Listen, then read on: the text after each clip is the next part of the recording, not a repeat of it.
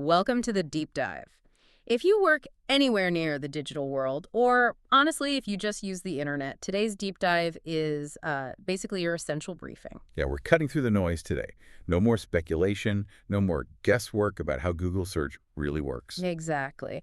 Our source material is pretty unique. It's the sworn testimony, the internal documents, the court findings made public during that huge U.S. Department of Justice versus Google antitrust trial.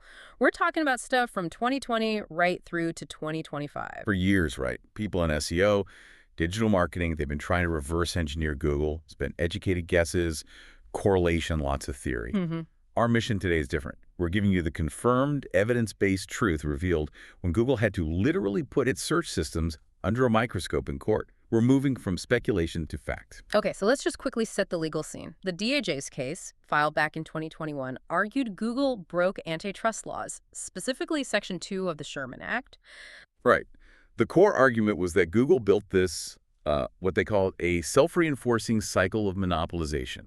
Basically, using its dominance to keep anyone else from competing effectively. And it wasn't just an accusation they threw out there. Judge Emmett Mehta, in his liability ruling in August 2024, he actually ruled that, yes, Google is a monopolist, and it actively works to keep it that way. And a key part of that ruling, really crucial, was how Google uses that enormous amount of user data.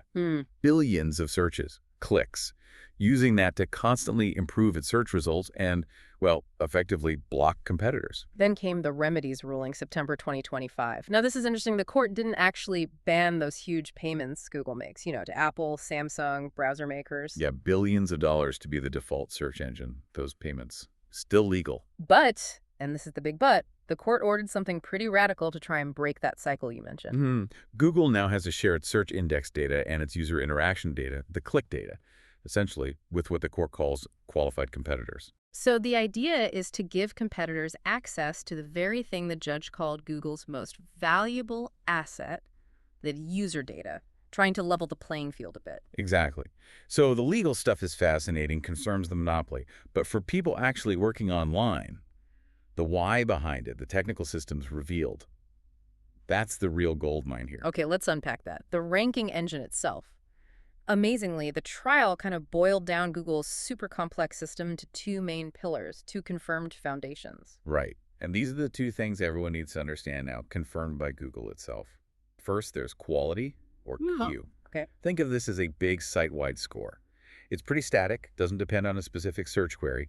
It represents the overall quality, the trustworthiness, the authority of your entire website, your domain. And they gave a concrete number for this, didn't they? Something about a scale. They did. Testimony confirmed it's a 0 to 1 scale. And get this, if your site scores below 0.4 on this internal Q scale, you are just ineligible for prominent features on the results page. Wait, ineligible. Not just ranks lower, but completely blocked. Completely blocked. From things like featured snippets, those people also ask boxes. If your foundational site quality, your Q, isn't high enough, you can't even get into those prime spots.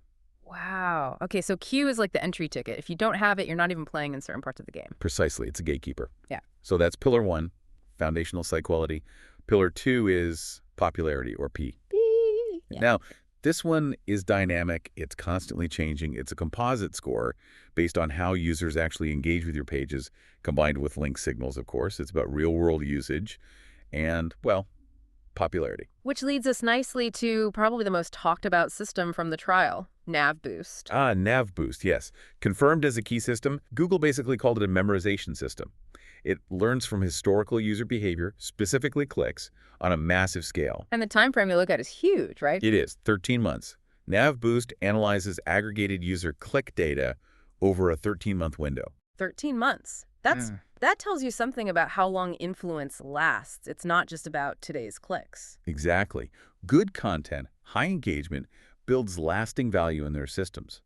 And NavBoost gets pretty specific. It tracks clicks, but it tries to figure out if it was a good click or a bad click. How does it do that? Well, a bad click is often when someone clicks a result, doesn't find what they want, and immediately clicks back to the search results page. That's called pogo sticking. Right, I've heard that term. So a good click is when they don't immediately bounce back. Exactly. And NavBoost pays very special attention to what they call the last longest click. The last click the user makes in a search session, and they stay on that page for a while. That's the one. It's a powerful signal that the user found what they were looking for. Query satisfaction achieved. That gets weighted heavily in calculating that P-score. Okay, and here's the bit that connects it all back to our everyday browsing, the Chrome connection. Yes.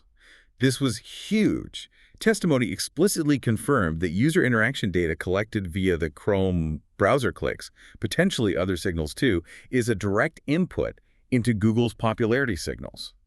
It feeds systems like NavBoost. So using Chrome basically helps train Google's ranking algorithms. That's the data moat they talked about. The more people use Chrome in Google search, the more data Google gets, the better its results become, the harder it is for anyone else to compete. It feeds itself. Okay, so NavBoost handles clicks on the traditional blue links, but search results pages are way more complex now. Oh.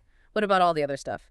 Videos, images, knowledge panels. Right. The trial confirmed other systems handle that. There's the Glue system. Glue, go. Glue is the main system responsible for selecting, ranking, and placing all those universal search features. The image packs, video carousels, knowledge panels, news boxes, all that stuff. And does Glue also look at user interaction? Yes, but differently. It monitors things like hovers over an image, scrolls through a carousel, clicks within those specific features. Yeah. Different signals than a simple blue link click. Interesting. So after Glue figures out the features and NavBoost helps rank the links, what puts it all together on the page? That system is called Tangram. Tangram. I think I heard it used to be called Tetris's. That's right. The internal code name was Tetris's. Tangram is the final presentation layer. It takes all the pieces, the organic links, the ads, the features from Glue, and arranges them into the final layout you see on the search engine results page, the SRP. So understanding Glue and Tangram means you can't just optimize for blue links anymore. You have to think about the whole visual page. Absolutely. You need to understand how to rank within those features managed by Glue and how Tangram might display them. You know, one really interesting point that came out contradicts what a lot of people assumed about AI taking over completely. The handcrafted signals point. Yeah. Testimony showed that most ranking signals are still manually designed, handcrafted by engineers. Right. It's not all some unknowable machine learning black box like RankBrain running everything. They keep manual control specifically so they can understand, debug, and fine-tune the rankings. RankBrain and other ML models are often used later, maybe as auxiliary signals, but the core is still largely human designed for control. That's actually kind of reassuring in a way. Okay, so we have the technical picture, Q, P, NavBoost, Glue, Tangram. How does this all connect to the money side, the monopoly finding? Well, if you zoom out, the trial laid bare what they call the flywheel of monetization.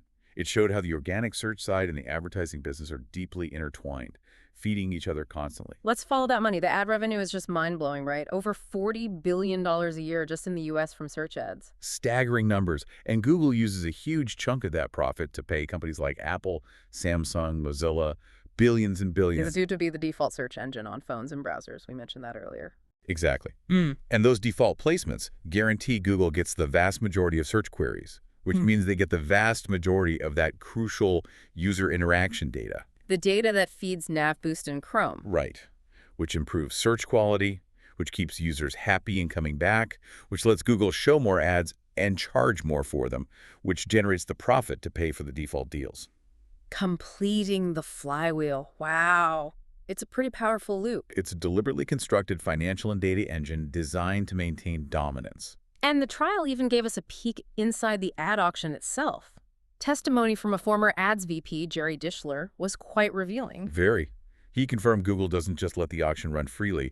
They actively use internal tools, what they literally call pricing knobs, to tweak the auctions. To meet revenue targets, basically. To meet revenue targets. They're not just passively facilitating. They're actively managing the auction outcomes for profit. Did they mention specific techniques? They did. Some were relatively simple, like format pricing, essentially charging advertisers more for using ad extensions like site links or callouts. Yeah. Makes sense. Okay, that's straightforward enough. But others were more interventionist. They're squashing. Squashing, what's that? Okay, so in a typical second price auction, the winner pays just slightly more than the second highest bid. With squashing, Google artificially inflates the bid of the second-place advertiser in the calculation. So if the real second bid was $5, Google might pretend it was $8. Exactly, which forces the actual winner to pay closer to that artificial $8 mark instead of just above $5, more revenue for Google from the same auction. Okay. That's clever, in a way. And then there was RGSP, that stands for Reserve Generalized Second Price Auction. This one's complex. Lay it on me. Basically, sometimes Google's system will randomly ignore the actual winner of the auction and instead give the ad slot to the runner-up. Why would they do that? Give it to someone who bid less. It seems counterintuitive, but the idea is to do it just often enough to keep those second-place bidders motivated, to keep them bidding aggressively, knowing they might still win sometimes. But the main effect overall is it drives up the average cost per click across the entire system.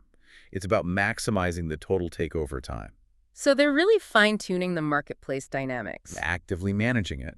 It confirms that for businesses needing customers right when they're searching with high intent, Google Ads isn't really optional, is it? It's pretty much mandatory. Which, of course, feeds back into that whole monopoly position, both in search and search advertising. Precisely. Okay, so bringing all this together, the court case, the technical systems, the ad mechanics, what does this mean for, the listener, someone trying to navigate this digital world effectively?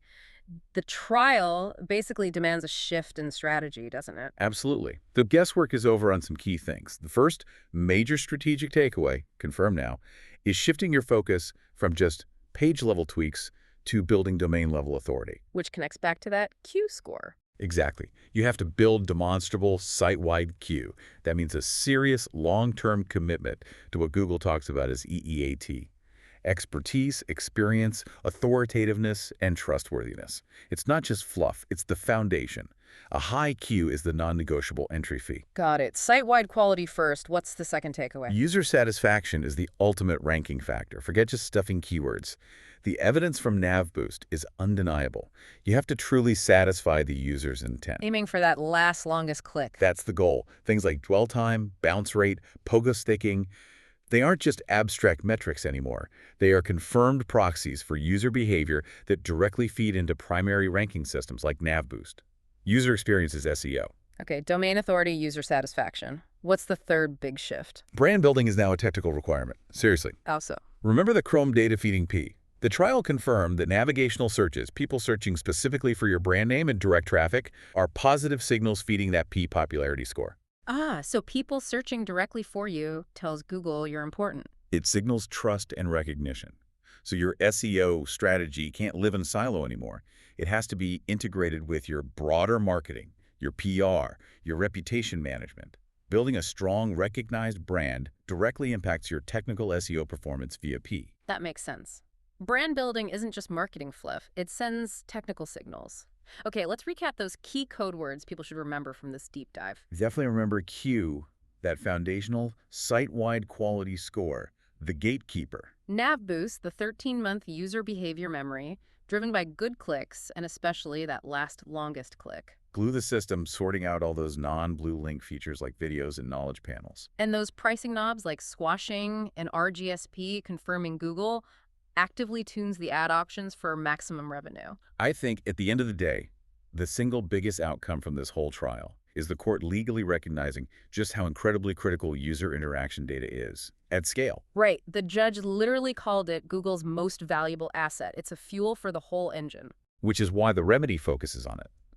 Mandating Google share that index and user data with competitors, that's the attempt to break the data flywheel, as you called it, that keeps the monopoly going. It's a huge shift, potentially, sharing the crown jewels. It is. But it also raises a really interesting final thought for everyone listening. Go on.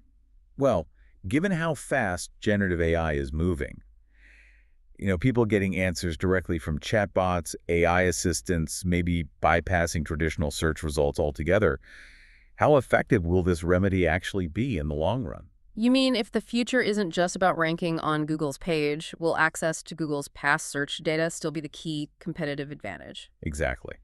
When the future might be more about multi-channel presence, getting your information into AI training sets, understanding completely new ranking dynamics, maybe the fight over yesterday's search data won't be the main event for much longer.